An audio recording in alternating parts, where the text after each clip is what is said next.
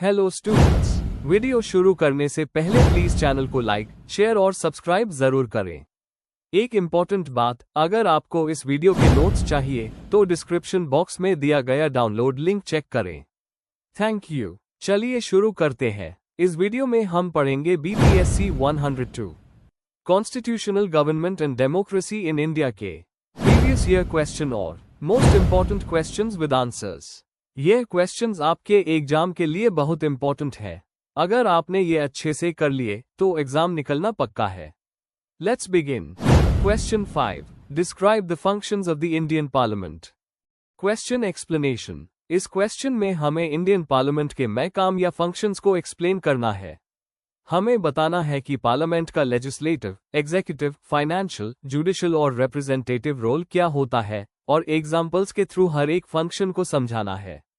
Answer. Introduction. Indian parliament देश की सबसे बड़ी लेजिस्लेटिव बॉडी है जिसमें 2 हाउसेज होते हैं, लोकसभा और राज्यसभा, और प्रेसिडेंट भी इसका हिस्सा है।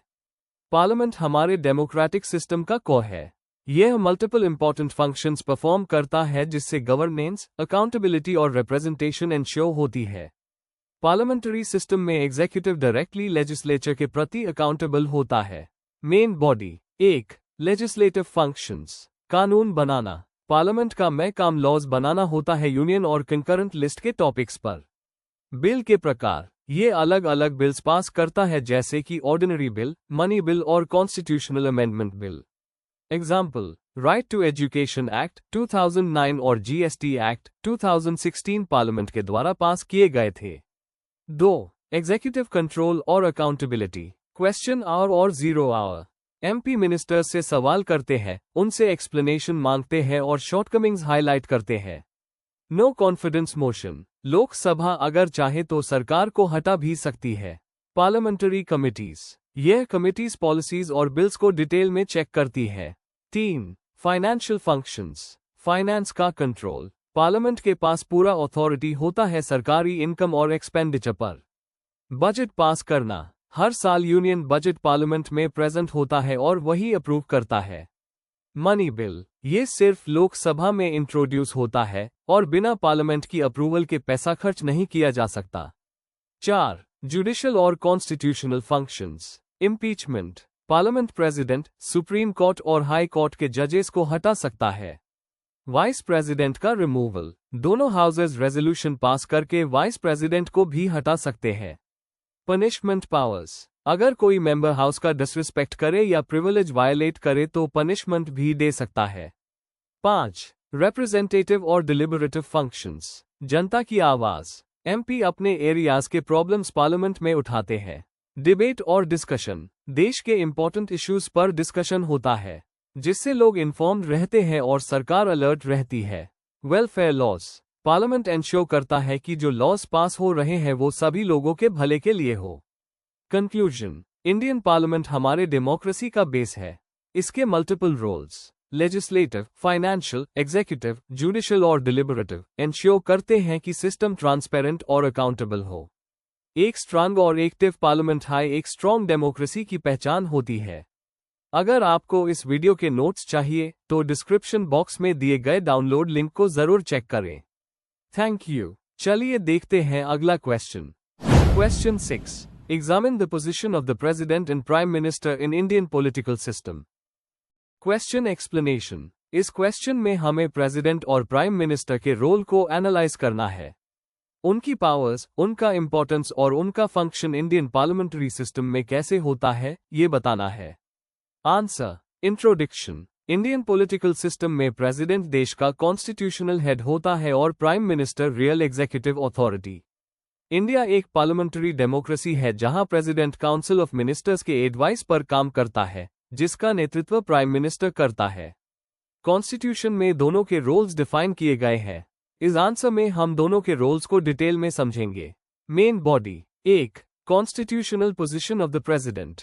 प्रेसिडेंट भारत का सेरेमोनियल हेड होता है जो आर्टिकल 52 के तहत डिफाइन किया गया है। आर्टिकल 53 के मुताबिक यूनियन की एग्जीक्यूटिव पावर प्रेसिडेंट के पास होती है, लेकिन ये पावर काउंसिल ऑफ मिनिस्टर्स के एडवाइस से चलती है। आर्टिकल 74। 1. प्रेसिडेंट पार्लियामेंट को समन और डिसॉल्व करता है, बिल्स पर असेंट देता है और की अपॉइंटमेंट्स करता है जैसे गवर्नर्स, पीएम, जजेस, ईटीसी। लेकिन ये सब काम पीएम और कैबिनेट के एडवाइस पर किए जाते हैं। एग्जाम्पल, डॉक्टर राजेंद्र प्रसाद ने कभी कभी अपने डिस्क्रिशनरी पावर पर सवाल उठाए थे, लेकिन बाद में ये रोल सेरेमोनियल माना गया। 2. Constitutional and real position of the prime minister. Prime minister government का हेड होता है और सबसे पावरफुल लीडर होता है पॉलिटिकल सिस्टम में। आर्टिकल 75 के तहत प्रेसिडेंट पीएम अपॉइंट करता है, लेकिन एक्चुअल में जो व्यक्ति लोकसभा में मेजॉरिटी लाता है यूज पीएम बनाया जाता है। पीएम काउंसिल ऑफ मिनिस्टर्स को लीड करता है, पोर्टफोलियोज असाइन करता है और देश को रिप्रेजेंट करता है। प्रेसिडेंट को अपॉइंटमेंट्स और मेजर डिसीजंस के लिए पीएम एडवाइस देता है। इसलिए असली पावर पीएम के पास होती है। एग्जाम्पल, नेहरू, इंदिरा गांधी, अटल बिहारी वाजपेयी और नरेंद्र मोदी जैसे पीएम ने पीएम के रोल को काफी इम्पैक्टफुल बनाया। 3. Comparative analysis, powers and influence. Legal versus practical power. President legal executive है, लेकिन पीएम रियल एग्जीक्यूटिव है। Discretionary power. प्रेसिडेंट के पास बहुत लिमिटेड सिचुएशंस में डिस्क्रेशन होता है जैसे hung parliament. Accountability, PM directly parliament को जवाबदेह होता है, जबकि प्रेसिडेंट का इम्पीचमेंट एक रेयर प्रोसेस है। विजिबिलिटी और लीडरशिप, पीएम पॉलिसीज का चेहरा होता है, जबकि प्रेसिडेंट एक सिंबॉलिक यूनिटी का रोल प्ले करता है। 4. Role during emergency and special situations. Emergency के दौरान प्रेसिडेंट के फॉर्मल पावर्स बढ़ जाते हैं, लेकिन ये भी कैबिनेट के एडवाइस से ही होते हैं। जैसे 1975 की इमरजेंसी में प्रेसिडेंट ने पीएम इंदिरा गांधी के कहने पर काम किया। इससे पता चलता है पीएम का कितना इन्फ्लुएंस होता है। कंक्लूजन। तो कंक्लूजन में हम कह सकते हैं कि कॉन्स्टिट्यूशन दोनों रोल्स को इंपॉर्टेंस देता है, लेकिन प्रैक्टिकल गवर्नेंस पीएम के हाथों में होती है। प्रेसिडेंट एक सिंबॉलिक हेड है, जबकि पीएम रियल अथॉरिटी के साथ देश चलता है। यह सिस्टम डेमोक्रेसी में बैलेंस और स्टेबिलिटी बनाए रखता है। अगर आपको इस वीडियो के नोट्स चाहिए तो डिस्क्रिप्शन बॉक्स में दिए गए डाउनलोड लिंक को जरूर चेक करें। Thank you. चलिए देखते हैं अगला question. Question 7. Critically examine the emergency provisions in the Indian constitution. Question explanation. इस क्वेश्चन में हमें इंडियन कॉन्स्टिट्यूशन के इमरजेंसी प्रोविजंस को डिटेल में समझना है। 3 टाइप्स की इमरजेंसी का जिक्र करना है: नेशनल, प्रेसिडेंट्स रूल और फाइनेंशियल। हमें यह भी बताना है कि ये डेमोक्रेसी और फेडरलिज्म पर क्या इम्पैक्ट डालते हैं और इनका मिसयूज कैसे हुआ है। आंसर। इंट्रोडक्शन। इंडियन कॉन्स्टिट्यूशन के इमरजेंसी प्रोविजंस पार्ट 18 में दिए गए हैं, आर्टिकल 352 से 360 तक। इन प्रोविजंस का पर्पस है कि अगर देश में सिक्योरिटी, फाइनेंस या गवर्नेंस में कोई बड़ी दिक्कत हो जाए तो सरकार तुरंत एक्शन ले सके। 3 तरह की इमरजेंसी होती है: नेशनल इमरजेंसी, प्रेसिडेंट्स रूल और फाइनेंशियल इमरजेंसी।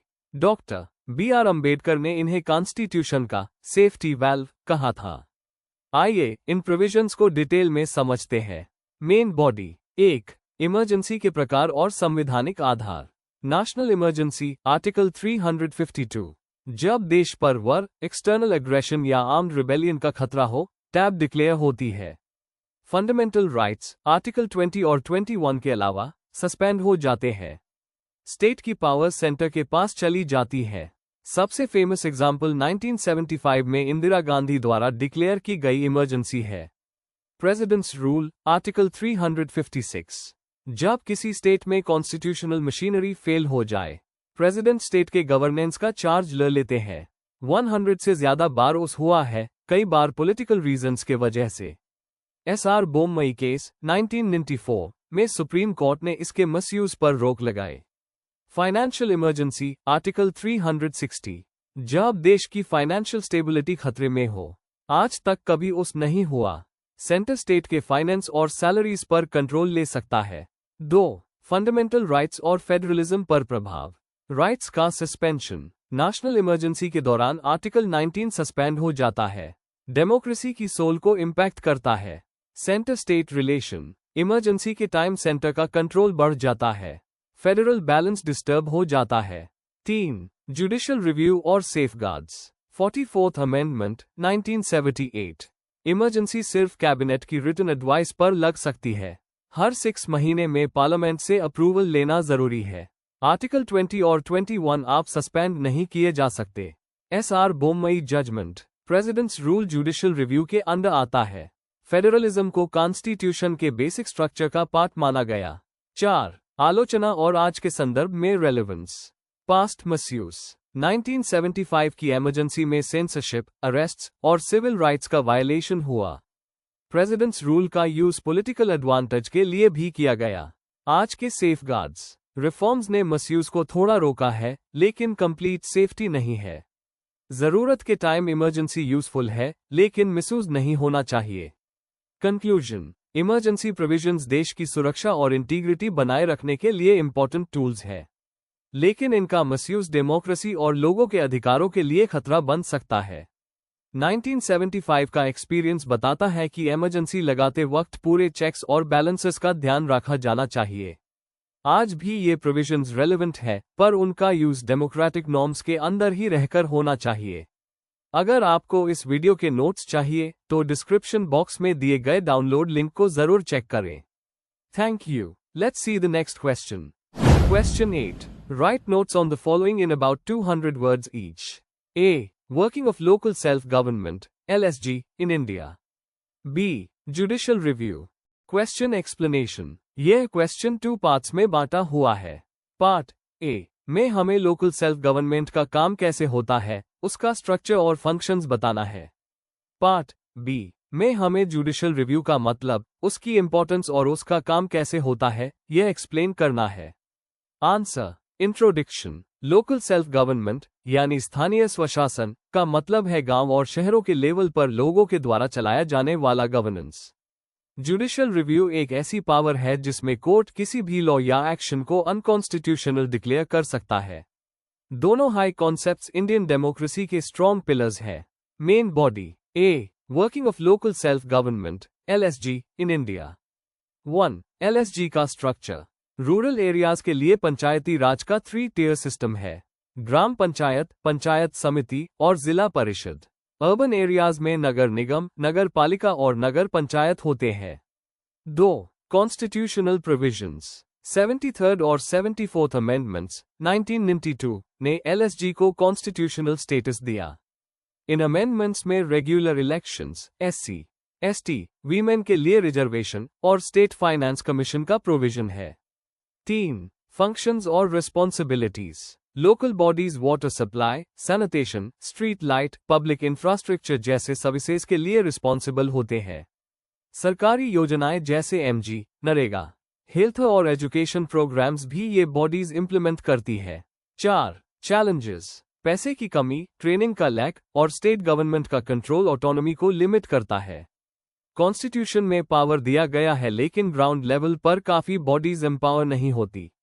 एग्जाम्पल, केरला का मॉडल स्ट्रॉन्ग डिसेंट्रलाइजेशन और लोकल प्लानिंग के लिए बेस्ट माना जाता है। बी. Judicial review. 1. मीनिंग और स्कोप। जुडिशियल रिव्यू का मतलब है कि जुडिशरी किसी भी लॉ या एक्शन को अनकॉन्स्टिट्यूशनल डिक्लेयर कर सकती है अगर वो कॉन्स्टिट्यूशन के खिलाफ हो।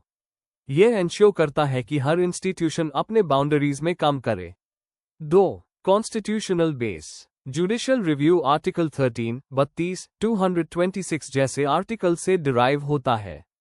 सुप्रीम कोर्ट और हाई कोर्ट्स दोनों के पास ये पावर होती है। 3. इंपॉर्टेंस। जुडिशियल रिव्यू कॉन्स्टिट्यूशन को सुप्रीम बनाए रखता है। ये लेजिस्लेचर और एग्जीक्यूटिव के ऊपर कंट्रोल रखता है। सिटीजन्स के राइट्स को प्रोटेक्ट करता है।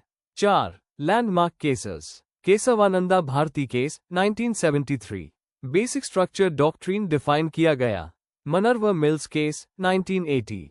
राइट्स और डायरेक्टिव प्रिंसिपल्स के बीच बैलेंस को सपोर्ट किया गया।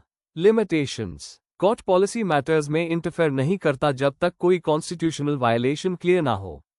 कंक्लूजन। लोकल सेल्फ गवर्नमेंट लोगों की भागीदारी से गवर्नेंस को स्ट्रांग बनाता है और जुडिशियल रिव्यू कॉन्स्टिट्यूशन की प्रोटेक्शन करता है। दोनों इंस्टीट्यूशंस डेमोक्रेसी को अकाउंटेबल और ट्रांसपेरेंट बनाते हैं। Before we end, please like, share and subscribe the channel for more such study materials and one important information अगर आपको नोट्स चाहिए तो डिस्क्रिप्शन बॉक्स में डाउनलोड लिंक दिया हुआ है, जरूर चेक करें। Thank you.